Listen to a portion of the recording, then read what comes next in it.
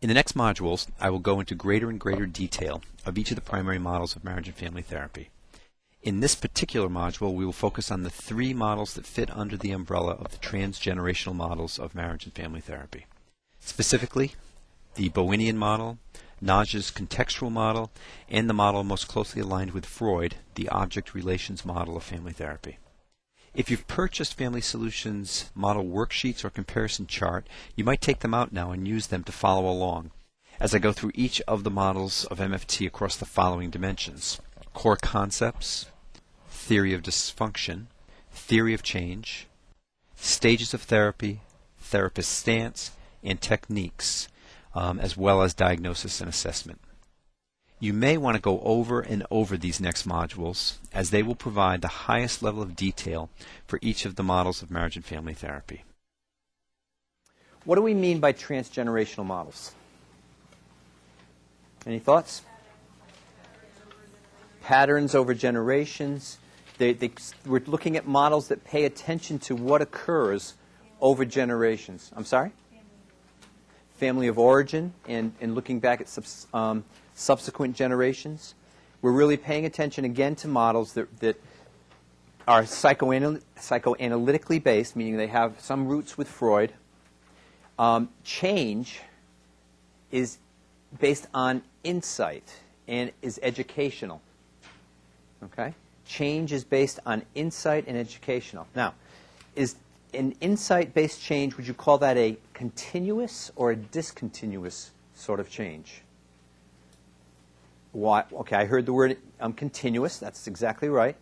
Okay, why continuous? Why is insight a continuous kind of change?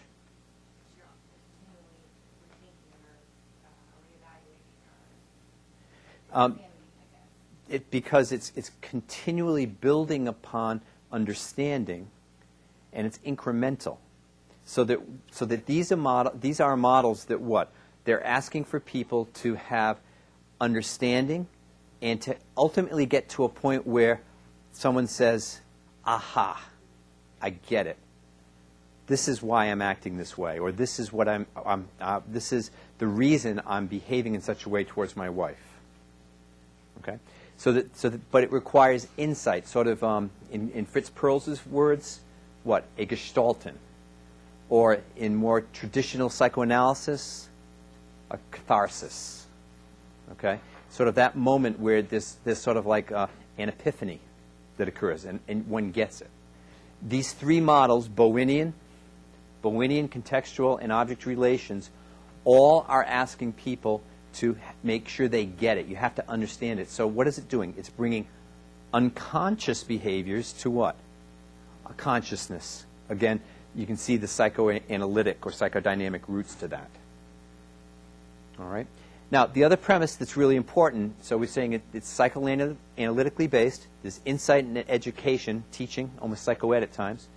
And then thirdly, what? We have internalized experience transmitted between generations. Now, what does that mean? Internalized experience of, well, there's certainly a sense of transmission across generations, but that our experience of reality or our experience of relationships at very young ages becomes internalized. And that internalization is something becomes sort of an interior map that we hold on to that then gets either projected or carried forth, but it moves across generations. It's about a sort of sense of who we are. It's both of who we are. I'm sorry, go ahead. Coming from our relationship and the messages that we heard or experienced at a young age. Okay, so who we are comes from messages we hear at an early age, but they're also then owned and then transmitted and passed down to subsequent generations. So we become we're part of the conduit, become further part of the conduit as we pass the internalization down. For instance, when my wife and I were pregnant, and she was really pregnant, I wasn't, and we were going to name, if it was a boy, going to name the boy Evan. My mother says to us, no, you can't name your son Evan. What about Uncle Evan? Now, Uncle Evan had died, and he was an odd duck in our family, but the internalized image of Uncle Evan being passed down to a baby, no, can't do that. Okay? These are models that pay a lot of attention to again, what has happened in a subsequent generation and how that then impacts us in our current generation. That's why, for instance, Bowen pays a lot of attention to his use of the genogram. Why? Because it allows him to generate a map that allows him to track back over generations things like family names, illnesses, kinds of relationship, divorce, levels of education, abuse, twins, all sorts of variables that influence, again, get sort of how people are relating in a current generation. And then you merge those two families together in either a couple system with each partner bringing in sort of their family of origin, and then you have to try to sort that out. Okay, so the major concepts, we go to Bowen first. Okay, so let's shift to Bowen now. And the major concepts are what? The notion of differentiation, okay, and chronic anxiety. Now, let's start with chronic anxiety for the moment. What is chronic anxiety? Anybody in the room have chronic anxiety? I do. And I'd be very surprised if anyone in the room doesn't have chronic anxiety. Now, I'm not talking about test anxiety. Test anxiety and chronic anxiety are cousins.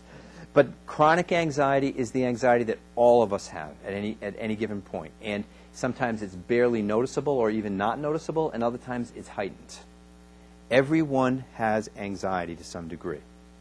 Now, one of Bowen's real important notions is, and I'll just get to it right away, is that on the scale of differentiation, and I'll explain this in a second, that the higher one's level of differentiation is, the lower one's level, the higher one's level of differentiation is, the lower one's level of differentiation is. Whereas people at a very low level of differentiation have what? Pretty constant chronic anxiety, which is why I'm calling it test anxiety. Because, of course, none of you are going to be on the scale at the low end of differentiation, I hope. Okay, so we have the notion of anxiety. We have the notion of differentiation. So differentiation in Bowen's language, differentiation means to what? Differentiate between thoughts and feelings. Okay? Now, we also have notions of cutoff and fusion. Okay. Cutoff. What is emotional cutoff? Emotional cutoff is when you are, for whatever reason, so upset or having such difficulty that you say, I'm never going to talk to you again, and you cut off emotionally. Now, does that come from a place of high or low differentiation? Low. Low. It's not a positive solution because you're so emotionally connected and caught up in it that you're not sort of thinking it through. It's not coming out of reason. So Bowen was very interested in people thinking over what? Feeling. Which is why, I told you this earlier, we know that Bowen hated children. Why does Bowen hate children? They make you crazy. Not always. But what are children like? Are we able to... They're like emotional little things. They cry. They don't listen. They jump up and have fun when they're not asked to, right? They laugh at something silly. If someone burps, they laugh. They live. It's an emotional world. Bowen hates emotion. Bowen hates children. Okay. Now, he was the most wonderful grandfather as grandfathers could be, I am sure. But for our purposes, Bowen hates children. Because children are a euphemism for unbridled emotional reactivity. Hence, he would prefer to work with what kind of a client system? Couples, better, but even better, individuals. Because his goal of therapy is what? Reduce the anxiety. Certainly to reduce the anxiety, increase your ability to differentiate, i.e. think more than emote, but also to get to the unfinished business in our families of origin. Kind of similar to what Carl Whitaker told me, isn't it? Go work it out with your family, unfinished business. And which of us, I'll bet a nickel, half of us in here at least have some unfinished business with our family that maybe we could go back and finish. Bowen's task would be to try to discover that and help you get back to that from a perspective of sort of really deciding through insight and deciding sort of how you got to this place and what you might do to remedy it. It's a very thoughtful, insight-oriented therapy. Okay, he talks about the family projection process. Oh, let me actually talk about fusion first. I mentioned before that Bowen uses the word fusion, which is very similar to the concept of enmeshment in the structural model. Again, a good example of one model using one label to talk about the same kind of phenomena, but another model using a different kind of jargon. Jargon gears you to the right model. You hear the word enmeshment, you think of Minuchin, structural. You hear the word fusion, you think of Bowen. Okay. What is fusion? Over-involved. It's certainly over-involved. Say it again? Emotional systems run together. Emotional systems get so caught up in themselves that it all kind of merges, almost like a black hole family. Okay. Now, that notion, when I say that notion on this exam and you had to make distinctions, what other things would you think about, like a black hole family? A centripetal family, which comes from who? Close. The cousins, so to speak. Beavers and Timberlawn. Okay? They were called family styles, right? And we have the centripetal and the centrifugal family. But note what I'm doing. I'm giving you a concept, and I'm saying, okay, now, laterally, where else do we find a concept like this? On this test, what you're wanting to do always is to be able to move laterally when you find a concept that is spurring similar kinds of notions in other models. That's how you're going to make distinctions. Okay, that's how you're going to keep models clear.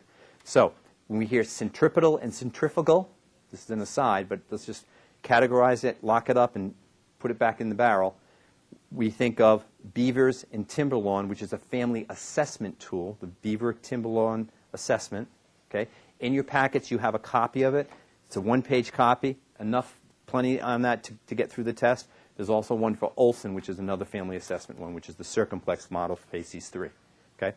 That said, we get back to fusion being sort of the undifferentiated ego mass. Okay?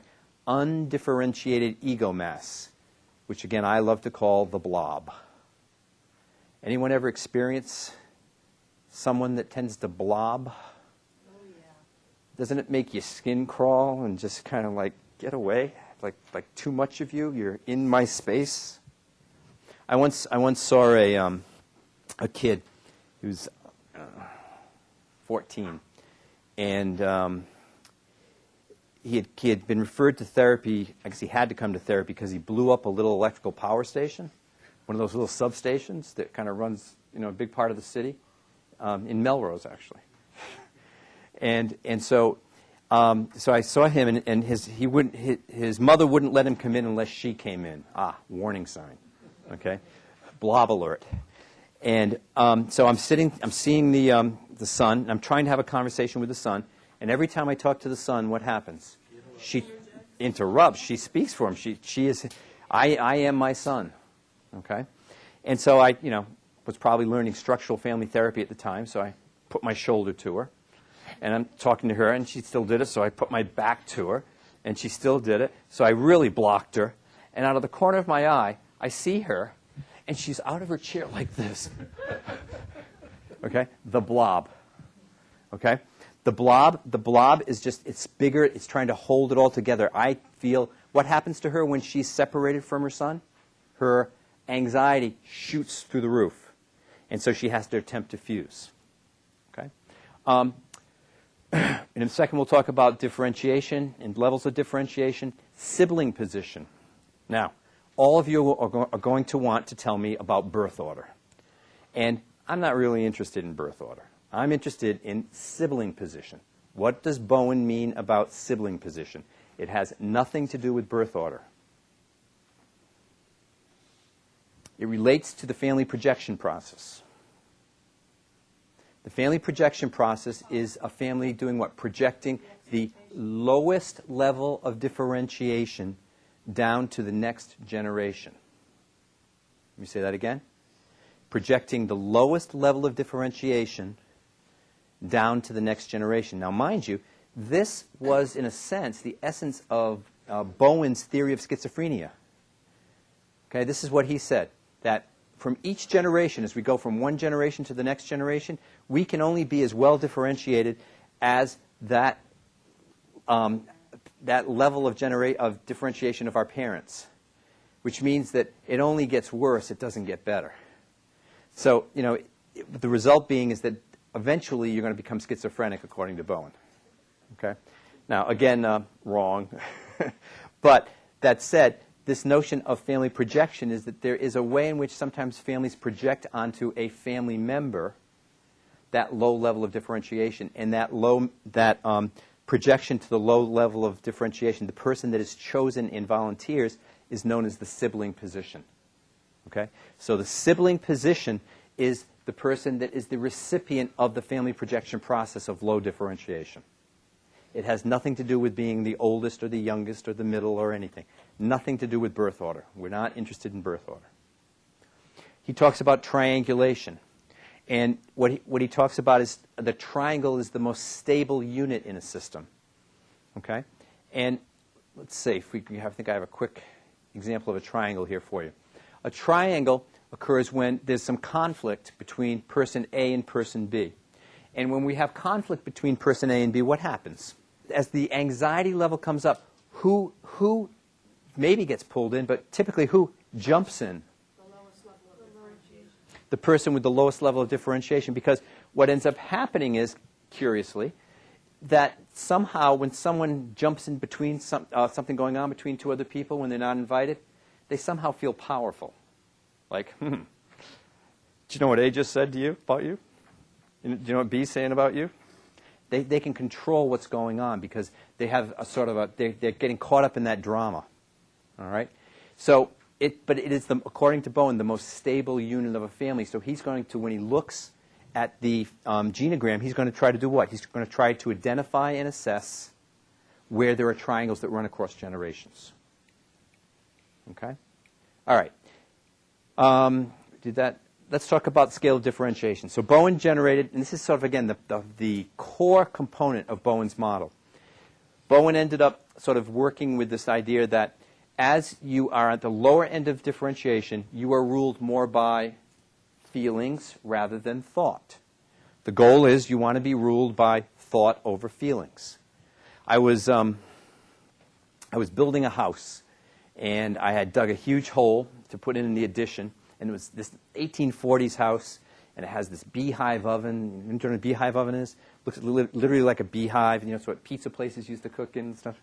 Old house, gorgeous house. Had it all opened up. Had termites in it. Cut out the bottom. Dug my hole. It started raining. 1 day, 2 days, 7 days, 9 days. I've got a swimming pool. And I've got all the land leading up to this beautiful beehive oven and chimney that I really wanted to save. That's why we bought the house. And the ground's going closer and closer and closer. And I was a carpenter in another life. And so I'm usually okay with this stuff, but I got overwhelmed. I got anxious. I got overwhelmed. And the only thing I could do was I had to somehow do something rote because there was just too much emotion. It was shutting down my ability to think and be productive. So I ended up clearing brush, and I just started clearing brush. It took no thought whatsoever. When people are in a sort of a state of low differentiation, emotion rules. It gets too much. So what ends up happening is you're wanting to sort of get people to be able to tolerate the anxiety such that they can move up and think over emotion. Now, people at low levels of differentiation, I have a philosophy or a hypothesis as to why there's traffic in the world. Okay? There's traffic in the world because of people with low levels of differentiation. Okay?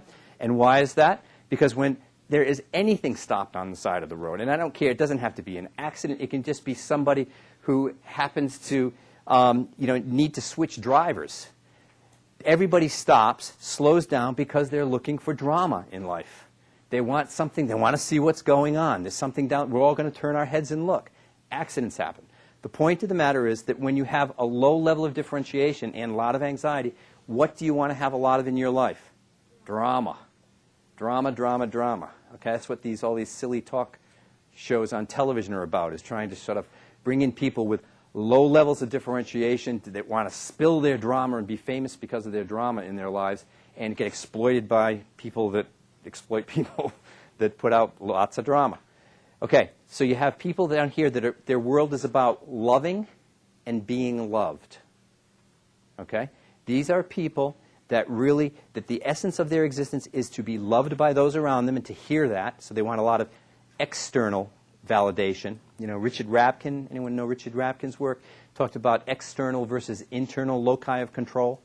So this is an external loci of control that really speaks to sort of someone wanting to be validated from the outside.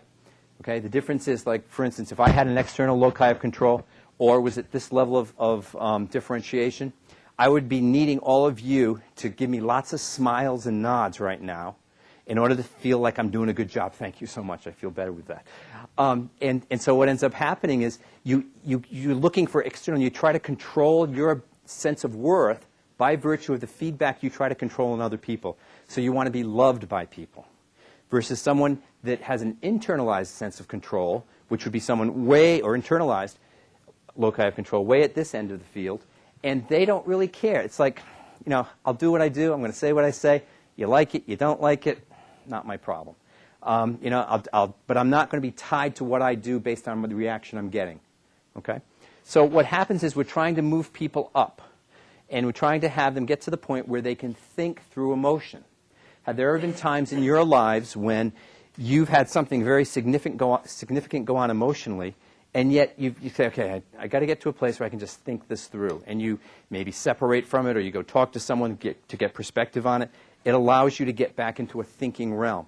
We're trying to move people up here. Most of us live somewhere around the 50 to 75 range. If we can get up to 75, we are in really good shape. At 75, I could make a case for whoever you want to vote for president, okay? And I won't go there because it's too much to go for. But the point of the matter is, I could definitely make a statement to you about that, and I could convince you for what, if I made a good enough case, you would say, I think I'm going to reconsider my position. They can hear, they can detach from the emotionality of it.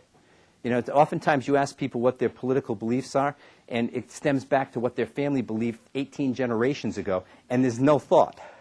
I have a brother who, you know, for whatever reason, whenever I talk about anything political, he wants to fight with me. It's like, what? But the point of the matter is it's a very emotional tag. And so what we're trying to do is get people on this level to lower their anxiety and to entertain thought. And in a sense, that's the essence of Bowen's model. He's trying to sort of get the chronic anxiety down, and he does it oftentimes by looking for fusion. He's trying to identify triangles, look at levels of differentiation, increase them, and he's trying to sort of get to the point where people are able to make distinctions between thinking and feeling, and you start doing that. One of the things he would do oftentimes, too, is to really sort of make sure that people are using what he would call I statements. And by I statements, he's not, you know, I don't know if you work with couples very much. I do. When couples fight, the word you seems to be a very concurrent part of the conversation. It's always you, and basically people are just pointing fingers at each other. Bowen would do something. He would use the technique of what? Triangulation. Now, not a triangle that was finding, but this technique of triangulation where he would do what? He would triangulate himself between the two people fighting, have them make I statements to him using the word I. It's a good technique always. Okay? So what we're looking for is that we're looking to use a genogram to reduce the anxiety in a family. We're using I statements. We're triangulating ourselves in. And we're also really trying to sort of look for the unfinished business that might be residing at other levels of the family and coming up with a strategy to work towards that.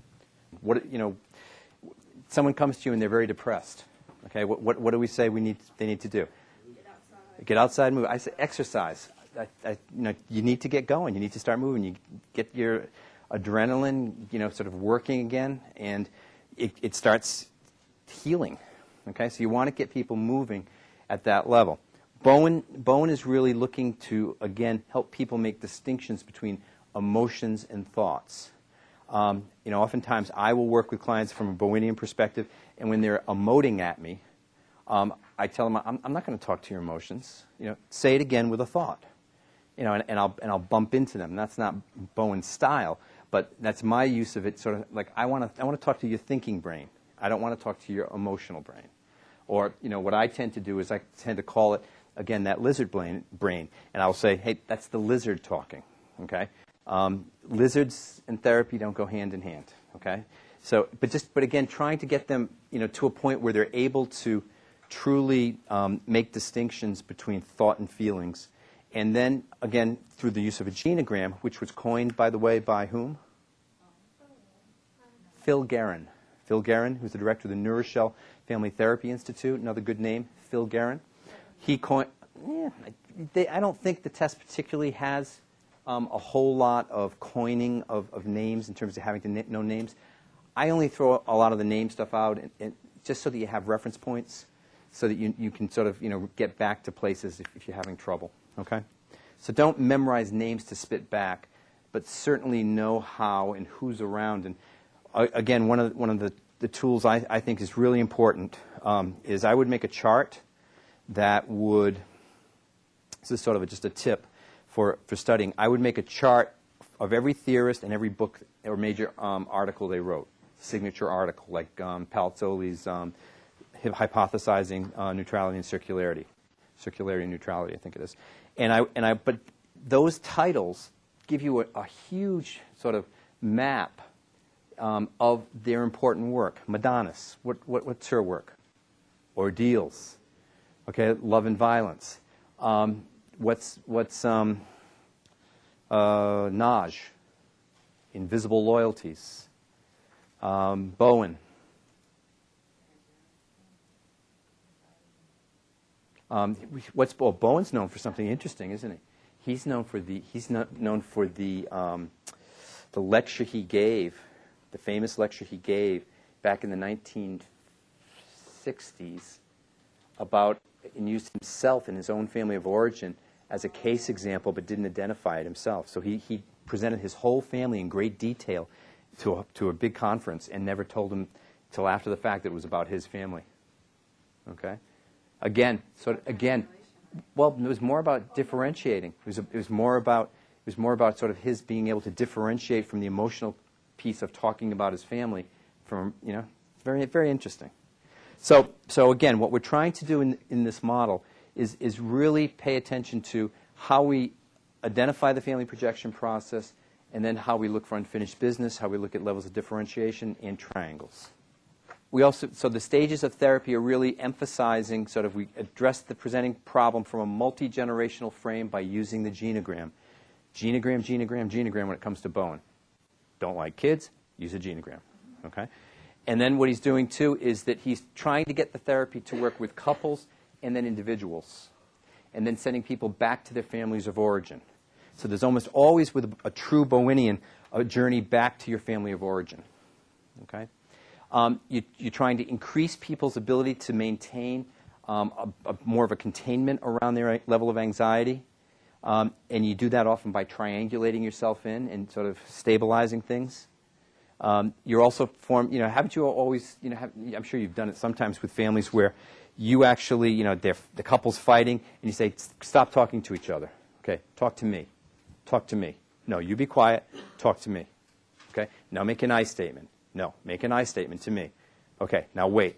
Now, you heard what she just said. What do you want to say? No, talk to me. Right? That's what Bowen would do. Okay, he's really regulating the flow of communication and emphasizing I statements. You get that conflict down, you get them to be able to talk in a more differentiated manner, and then you start identifying sort of where some of these relationships emerged from historically, and then you start looking for ways to get them to go back and finish that unfinished business. Okay? Symptom focus is avoided. We don't go right after symptoms in this model. Okay? The stance of the therapist is that it's pretty neutral, objective, but sort of a coach and referee. Okay? There's a lot of coaching on how to do it, but also that refereeing and stopping things. Okay? Focus on process, not content. Now, you're going to find that at some point in this lecture, towards the end, we're going to talk about generic family therapy. You've all been trained in the model of generic family therapy, haven't you? Of course you haven't. something I've made up.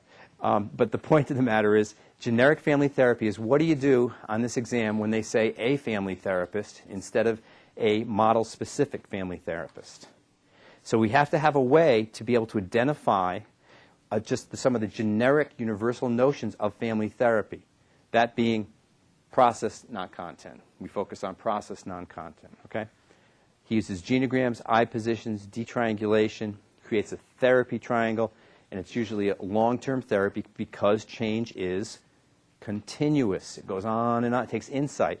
If we're not getting the insight, this is going to be a long-term therapy.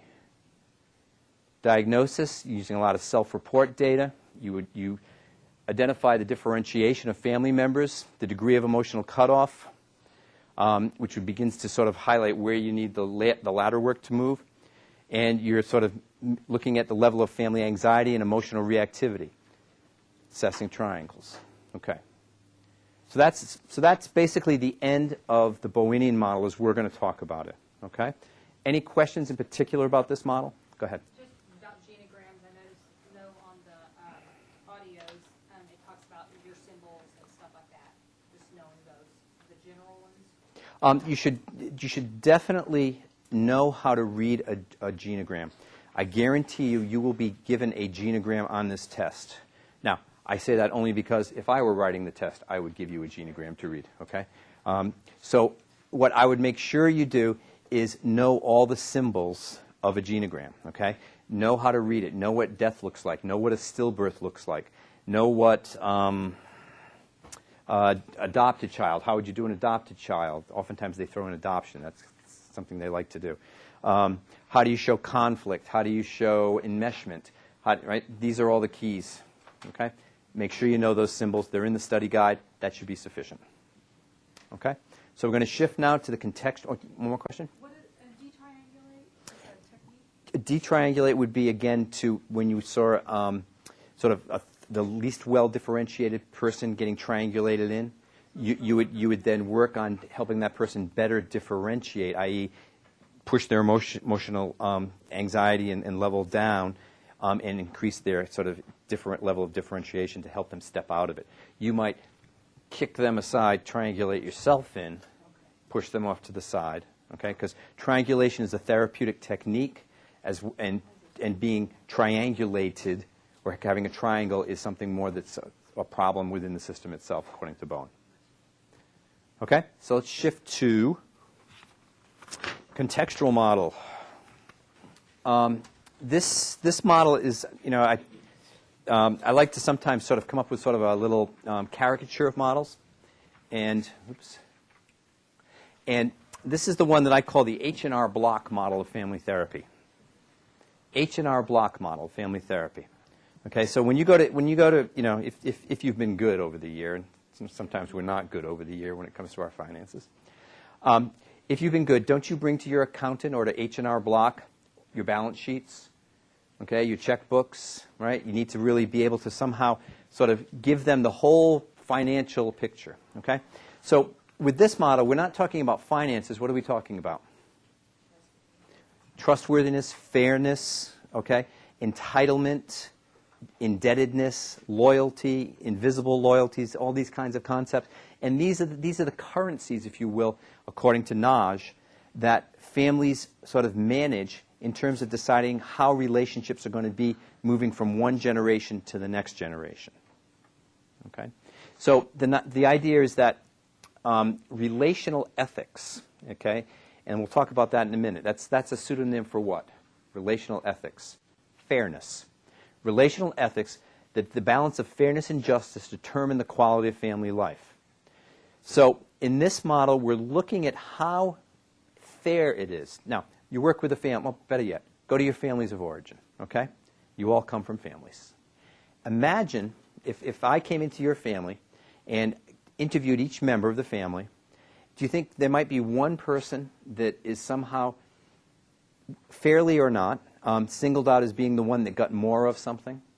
Got more of this, got more of that, got more love, got more money, whatever. Got better support around school, got a new car when they were 16, whatever. That their families don't always behave in fair ways.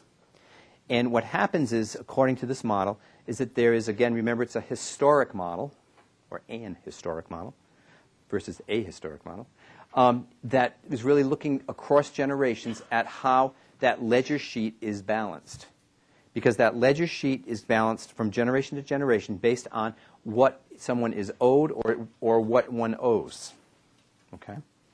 And that gets passed down from one generation to the next generation. And so what we're looking for in order to somehow assess in this model, we're looking at things like facts, which is just the content. We're looking at the individual psychology, which really speaks to sort of the individual development of each of the members of the family. We're looking at the behavioral transactions, which is sort of the sequential interpersonal behavior that goes on between people. And then we're looking at relational ethics, which is the fairness, the issue of fairness in the family system. Okay? So these relational determinants are where the assessment comes from. Okay? It's sort of like when you go to your accountant and he gives you your balance sheet. Okay?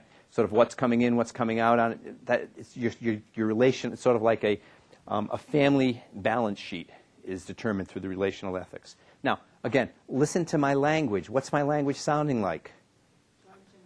Accounting. Okay. Judging. Another good word.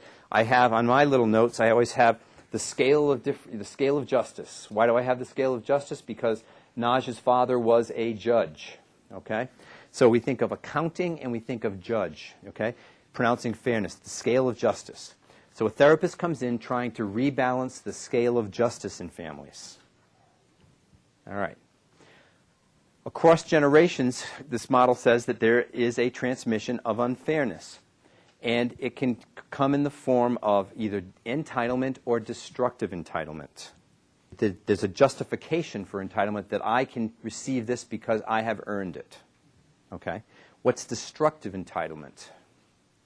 When you shirk some responsibilities because you feel like you've already done that in a prior. And because you were nasty to me, that means that I can be it. Okay. So let me reiterate that. What you're saying is that destructive entitlement really has to do with the fact that because you were treated a certain way at a previous generation, you are therefore allowed to behave this way, which may be shirking responsibilities of some sort or behaving poorly because you've already paid your dues at a subsequent generation.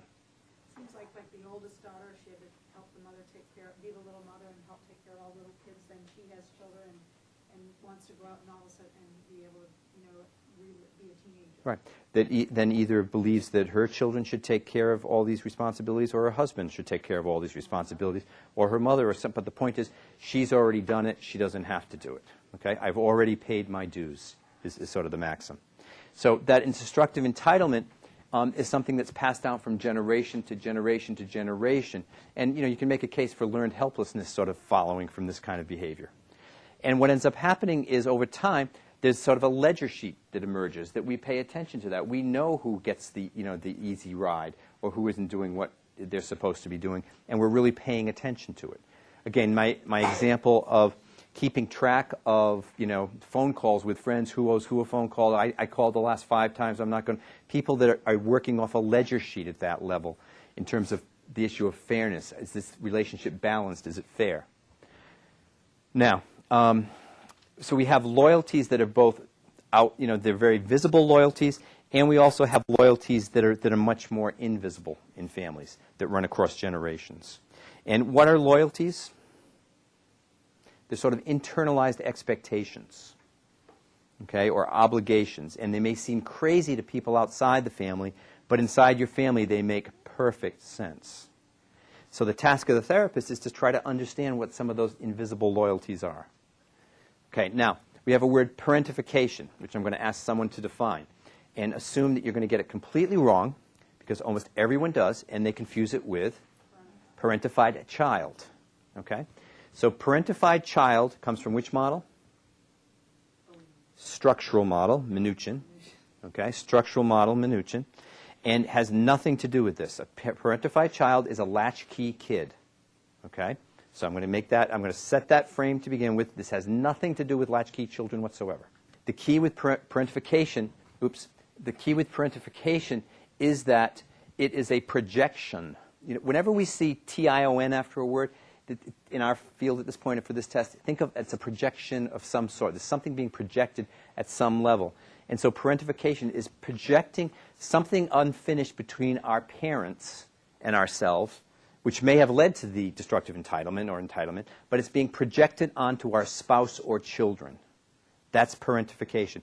Projecting unfinished business from my relationship with my parents onto my wife and or kids. That's parentification. Whereas parentified child is a child that's been bumped up to another generation because there has to be someone up there taking care of the kids because the single parent's working, or they are taking greater responsibilities. It is not always dysfunctional, and it comes only from the structural model. Parentified child has nothing to do with contextual model, only parentification. The parentification is then projecting unfinished business between me and my parents because they made me wash dishes all the time onto my wife saying, I'm never going to wash dishes at all. Because my mother made me. Yeah. But worse than that, it would be whenever my wife gets up to even, or when I think she's going to talk to me about washing dishes, I jump down her throat. You're projecting your parents. Yes, it's your unfinished business with your parents onto your wife and or children. Okay? Yeah, you're acting it out. You're acting it out on someone else. It is. It's not at all conscious. Is it a conscious process? You're not saying no. Like my mom, you just say. No, but that's again. Remember, this is an insight-based therapy, and it's really trying to draw out that to bring it to consciousness and have insight. And then what the goal is that we move down to this notion of exoneration in this model. And exoneration is sort of recognizing that our parents were also victims too. Our parents were also victims of the same kind of unfairness or lack of fairness. And so we forgive our parents, and that's the goal of this whole therapy. Okay? The notion of multidirectional partiality refers to what? I treat everybody the same. First of all, it refers to the therapist, and it refers to treating everyone equally fairly. The example I use is that I used to say goodnight to my then 6-year-old and say, put her to bed, and I would say, you're my favorite. I said, her name's Callie. I said, Callie, you're my favorite. And she'd say, Daddy, what about Leah? She's my favorite too. Okay? That you can have more than one favorite, and that you're favoring everybody in the therapy session equally. Okay? It's not black and white. The notion isn't mutually exclusive. All righty? Is that one where you treat like people who are dead? This is the model that would also, with Norm Paul's work, would also bring in sort of the dead people to talk about and be a part of the session as well. This is also the model that brings in family of origin so that the projections become more real.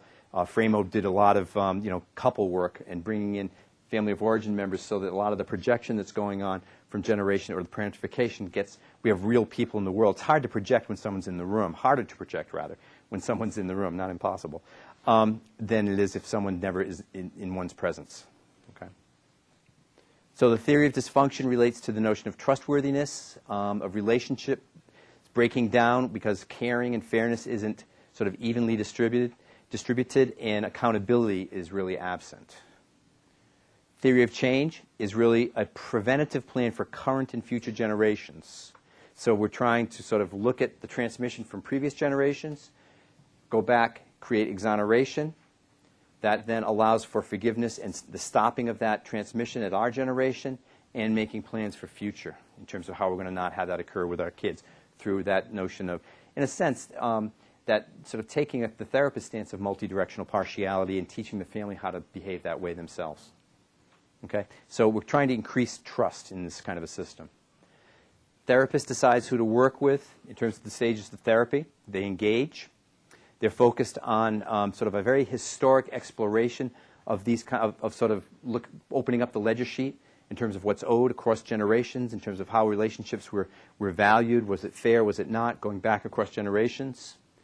You're really looking at sort of first understanding people's perceptions and then beginning to help them shift perceptions, again, looking at how that notion of exoneration plays in, letting everyone know that people are sometimes victims too at previous generations, and your job is to really change sort of that perception, to recognize that they had some difficult times too. Then you work towards problem solving, and then you're really trying to work on the trust and the trust basis within families, and trying to get people to, again, believe and be more openly caring, believe in the trust that exists in relationship. Once again, this is a long-term therapy. It's a very active therapist in terms of the stance. Co-therapy is very much encouraged. There's a lot going on in these kinds of sessions. And you're raising, the issue of fairness and those relational determinants frequently. You're really looking for a multi-generational perspective in working with a family from the contextual model. You're oftentimes going up to previous generations, really pulling in information and noting patterns that exist from one generation to the next. Again, that technique of multi-directional partiality. You're trying to bring unconscious material out. Obviously, you listen, observe, but you're really trying to draw that unconscious material based on sort of what sort of lies underneath the ledger sheet and the entitlement and destructive entitlement. You're really, in a sense, teaching them a language and a perspective to work with. It's couple treatment is not considered separate from family therapy. You would do work with a couple. This would evolve to a couples therapy oftentimes.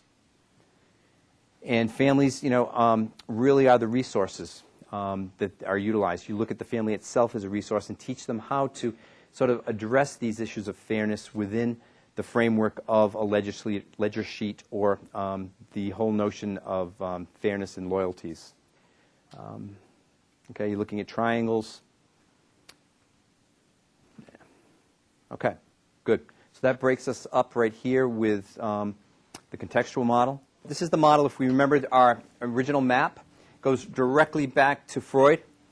So we have object relations, and when we think of psychodynamic family therapy, seems like an oxymoron, doesn't it? When we think of that, it's again similar to object relations. Now, what happens in this model is that we pay attention to this notion of introject. The most important key here is the notion of introject.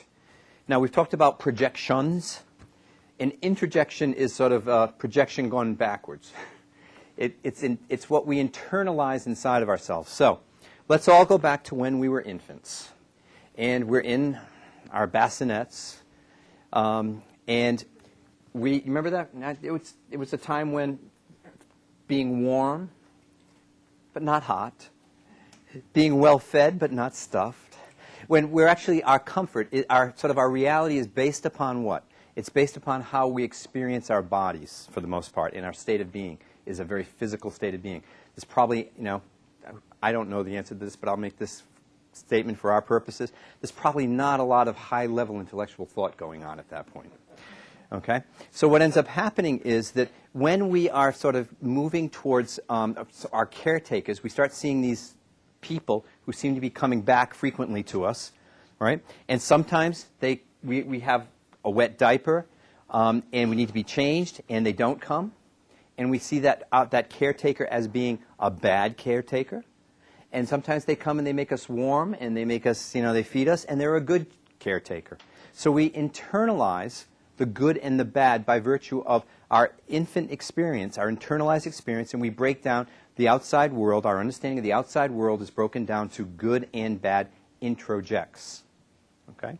Now, in reality, that good and bad experience is part of life, that we all have sort of aspects of our experience that are positive ones and negative ones.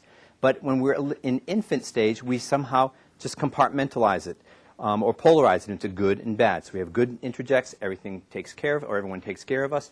The outside world, our caretakers are all good. Bad introjects, the outside world is all bad, and no one's taking care of us.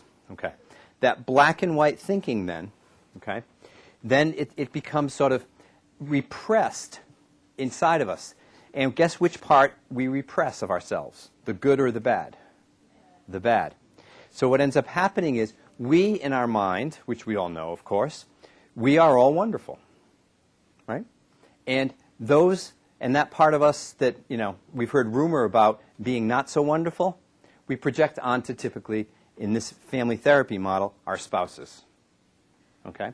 So what ends up happening is we're all good, they're all bad. Okay?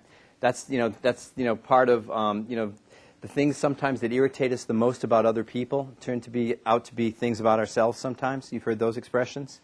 Okay? So what ends up happening in this model is that what we're trying to do is we're trying to what? Again, remember, it's a transgenerational model stemming from psychodynamic. We are trying to bring unconscious material out into the open. The repressed ego object is that unconscious material. Okay? So the negative introject we're trying to put back onto the table for discussion. So when couples are having difficulty, according to this model, what's happening is that their negative repressed ego object of the negative introject is being projected onto the other person. So they are not a fully integrated person. They're only seeing themselves as being, the wonderful part, the positive or the good introject. So this model is really trying to help people move to a place where they're able to identify the repressed ego object and then try to make some sense of it and then take some ownership of it and integrate it back. The idea is that negative aspects of the repressed introjected early objects, again the parents or caretakers, are projected onto the spouse or children. And it can also be something where you project this onto children. Certainly, when you think about the sort of infant and early childhood stages of development, attachment is key.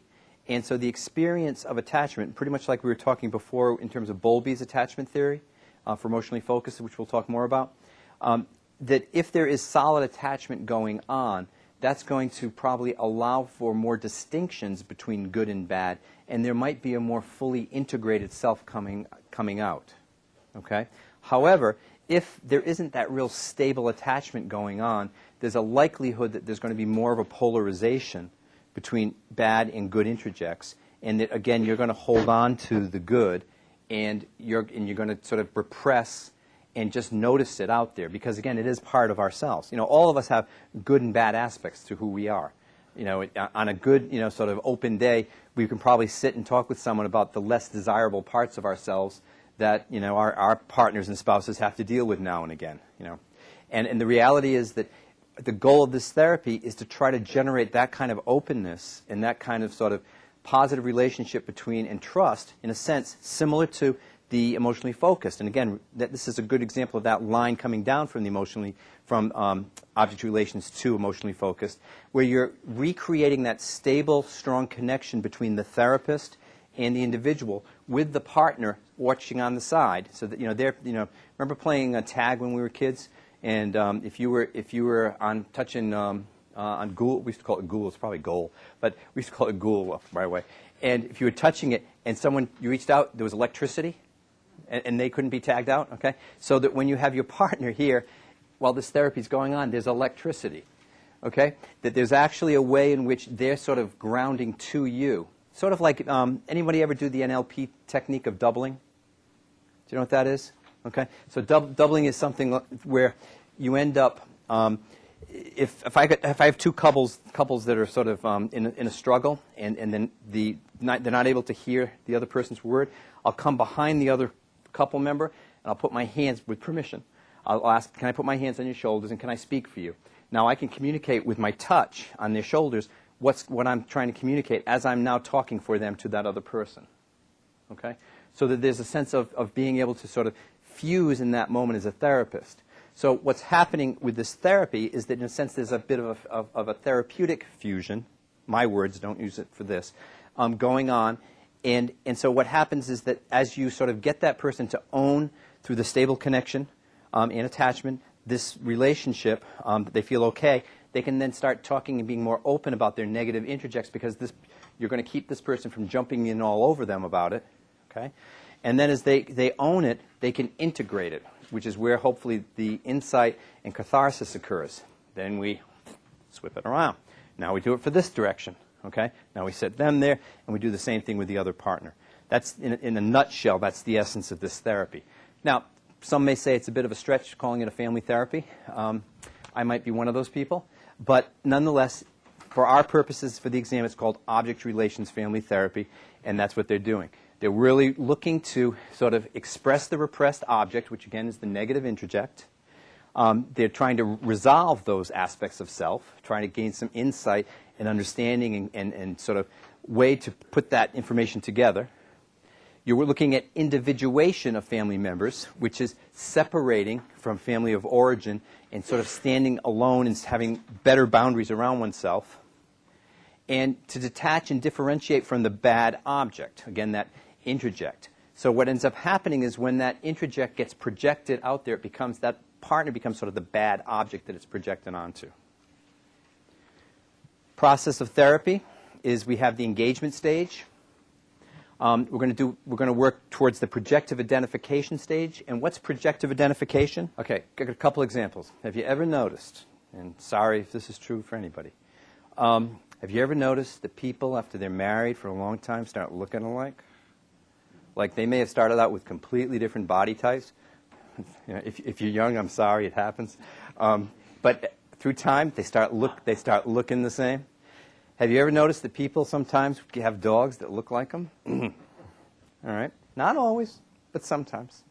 The lady with the 2 chihuahuas in the building, I don't know what that means, but anyway.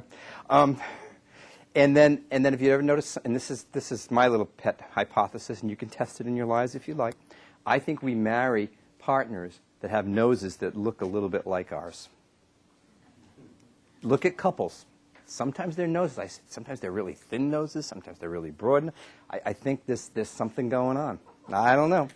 Okay. At any rate, the notion is projective identification. Okay? That's projective identification. We project who we believe we are outside of ourselves, and we identify with that projection. Okay? And it's going on in both directions. It's somewhat recursive. There are 3 levels of object projection. Okay? There's introjection that we talked about in terms of the good and bad introjects. There's identification, that notion of projective identification. And then there's integration. Okay? Where we're integrating the early introjects from earlier in life. And the most primitive, obviously, is the introjection. Okay? Say it again? Give those 3 again. Sure. There's introjection, 3 levels of object projection. Introjection, and then there's identification, where we sort of identify with roles or gender. We project onto people. Good example of it is when you are working from the Milan systemic model, and you're trying to achieve neutrality. Why do they send a male-female co-therapy team in the room? To deal with the issue of identification. Because don't you, like for instance, if you're sitting in a therapy, let's see, you're at a party, you're at a dinner, you're out to dinner with friends. And one of the men says at the table, it's mixed couples, one of the men says at the tables, the thing about women is that, and don't you, as a woman at that table, kind of make eye contact with most of the other women and kind of go, mm-hmm, okay. Here we go, man talking about woman. Okay? That's identification. Okay? It's projective identification, where you're really connecting based on sort of, you as a woman, you know some things that men can never know. As a man, we know some things that you women can never know. Did you know that when men are in a room together, and like a group of men at any time, we're always figuring out who we can take?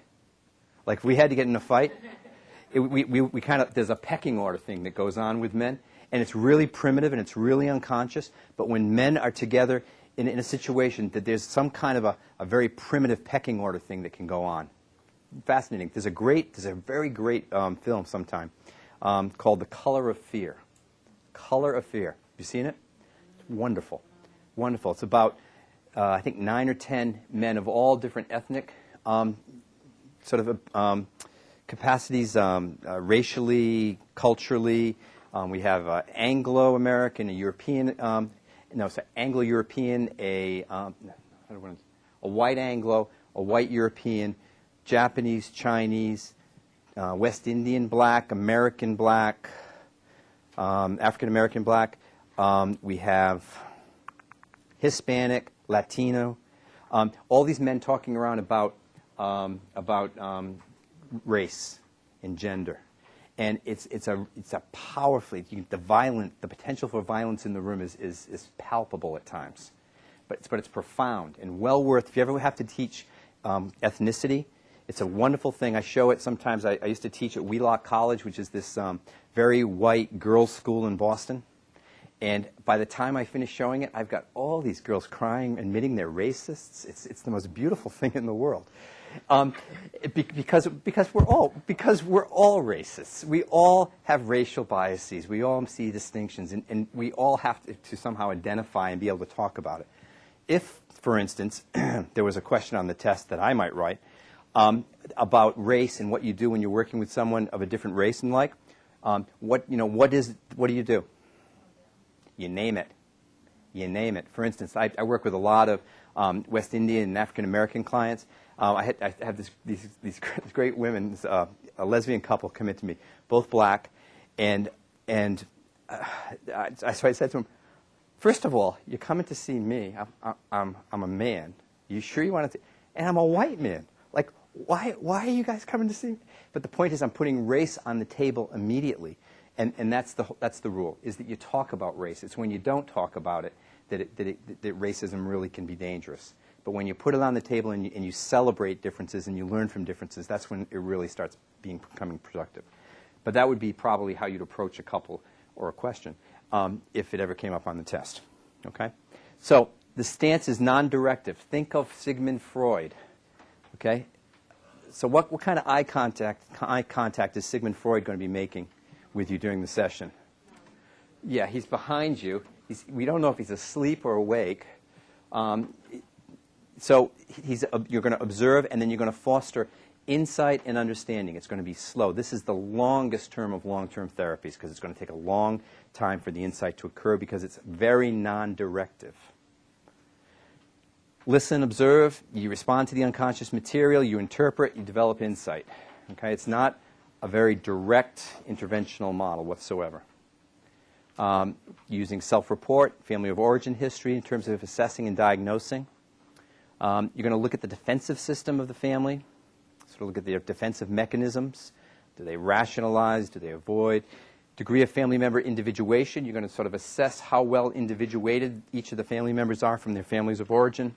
And you're going to interpret intrapsychic material. You might talk about dreams. I think that does it for the day. In the next section of our virtual workshop series, we will now shift to the strategic models of family therapy, looking at the MRI, Milan systemic, and Haley-Madonna strategic models of family therapy. We move from a continuous model of change to a much more discontinuous model of change as we make this shift.